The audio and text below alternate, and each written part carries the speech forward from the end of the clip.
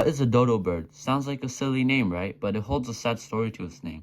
These little birdies look silly and even cute. Sadly, we can't even have them anymore because of the human destruction of dodo birds. They're all gone now, all gone. No more dodo birds. Back in middle school, I would play Roblox Bed Wars with my friends. It was always fun, but it could also be so competitive and stressful. It was our world, what we wanted to play after a long day of school.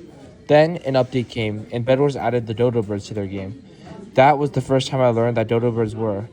They were goofy looking, but colorful and cool. Later on, in history class, I soon learned that dodo birds were extinct and can no longer be tamed. This was because humans came on the island of dodo birds, which came with new predators, especially rats. All the dodo birds were captured or eaten, and their eggs would be eaten by rats, so they couldn't reproduce. This was evil, I thought. Dodo birds were so cool, but humans wiped them out of Earth.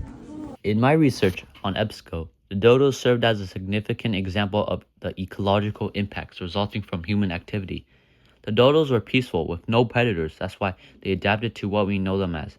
In Massacrine Island, dodo birds were part of the unique fauna and lived peacefully until humans came onto the island and killed all the dodos and prevented any more generations of dodos.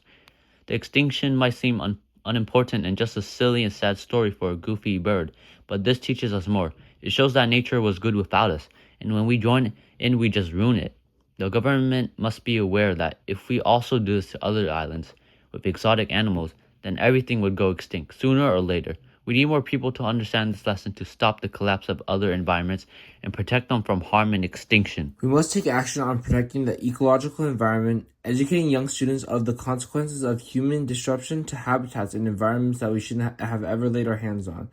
The mindset of protecting and restoring environments is the idea that we must put our brain if we don't want to cause another tragedy of extinction.